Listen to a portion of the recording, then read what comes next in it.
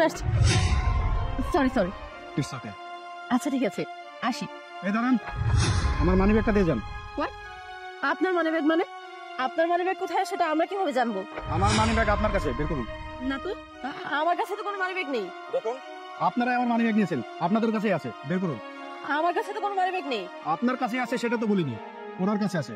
ওনার পকেটে যে মানি ব্যাগটা দেখা যাচ্ছে সেটাই আমার। আচ্ছা, ওর কাছে যে মানি ব্যাগটা আছে সেটা ওর নিজের ওয়ালেট, ওটা আপনার না। ওটা ওনার নয়, ওটা হচ্ছে আমার। বিশ্বাস না হয় আপনি মানি ব্যাগটা বের করে দিন, আমি দেখাচ্ছি। ওটাতে আমার ছবি দেওয়া আছে। আচ্ছা, বের করে দেখা তো। ওনার সাথে সাথে তুইও পাগল হয়ে গেছিস। ওইটা কেন ওনার মানি ব্যাগ হতে যাবে? ওটা তো আমার। তুই জানিস না মনে হয় যে পরশুদিন অনলাইন থেকে ওটা আমি কিনে নিছি। এই আপনাদের নাটক বন্ধ করেন তো। আমি বলেছি মানি ব্যাগটা আমাকে বের করে দেখাতে, আমাকে বের করে দেখান। আমি আর কোনো কথা শুনতে চাই না। যদি মানি ব্যাগে আমার ছবি না থাকে তাহলে আপনারা মানি ব্যাগটা নিয়ে যাবেন। আচ্ছা ঠিক আছে, বের করতো। কি দরকার ছিল আবার? এটা তো আমারই বলছি।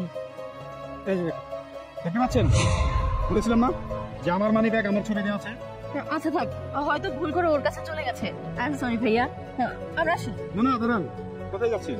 ভুল করে যাইনি, এটা আপনারা ইচ্ছাকৃত ভাবে আমার কাছ থেকে নিয়ে নিয়েছেন। শুনুন, আপনারা যে পথের লোক আমিও একই পথের লোক। ও আচ্ছা, তার মানে এতক্ষণ মজা করা হচ্ছিল নিশ্চয়ই। যাই হোক, নতুন নাকি পুরনো? না মানে আসলে আপনাদের মতো এতটা পাকা হয়ে উঠিনি এখন, সবে মতো এই রাস্তায় পা রেখেছি। ও আচ্ছা, চাইলে গ্রুপ পরিবর্তন করতে পারো। আমাদের কাছে চলে আসলে তাড়াতাড়ি পাকা হয়ে যাবে। আচ্ছা, তো এ যাবত কয়টা ফোন, কয়টা মানিব্যাগ ধান্দা করেছো শুনি? এই যে ওনাকে চেক দিয়ে বলুন তো ওনার কাছে মোবাইলটা আছে কিনা। আরে এই দেখ তো, তোর ফোন আছে কিনা? আমার ফোন? হ্যাঁ, দেখি বলে। আরে আমার তো ফোন নেই। সেটাই তো, ওর ফোনটা গেল কোথায়? আপনি তো ভালো পাকা হয়ে গেছেন। আচ্ছা যাই হোক, আমাদের ফোনটা দিয়ে দিন, আমরা তাহলে আজ আসি। না না না, ফোন তো দেওয়া যাবে না। এটা কেমন কথা? আমরা আপনার মানিব্যাগ আপনাকে ফেরত দিয়ে দিয়েছি, আর আপনি বলছেন আমাদের ফোন দিবেন না? হ্যাঁ, আপনারা আমার মানি ব্যাগ নিয়ে আমাকে ফেরত দিয়েছেন, ঠিক আছে, কিন্তু আমি এই ফোন ফেরত দেবো না। দেখুন, আপনি কিন্তু বেশি বাড়াবাড়ি করছেন। ভালো ভাবে বলছি, আমাদের ফোনটা আমাদের দিয়ে দিন। আরে পরে তুই ওর সাথে কেন কথা বলতেছিস? তার যে পরে ওর গ্রুপ লিডারকে ফোন দিতে পারে না। যখন উনি আসবে তখন আমাদের দুজনকে দেখলে এমনিই ফোন দিয়ে দেবে। হ্যাঁ সেটাই, তুই ঠিকই বলেছিস। ওর গ্রুপ লিডার এসে যখন আমাকে চিনবে না, সালাম দিয়ে কথা বলবে।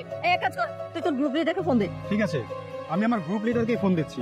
হতেও পারে সে আপনাদের পূর্ব পরিচিত, আর যদি না হয় তার সাথে নতুন করে পরিচিত হয়ে যাবেন। ঠিক আছে, সেটাই কর। হ্যালো হৃদয় সাহেব, আপনি যে ব্রিজের এখানে মোড়টাতে চলে আসুন। দেখি দেখি তোর গ্রুপ লিডার এসে আজকে কি করে।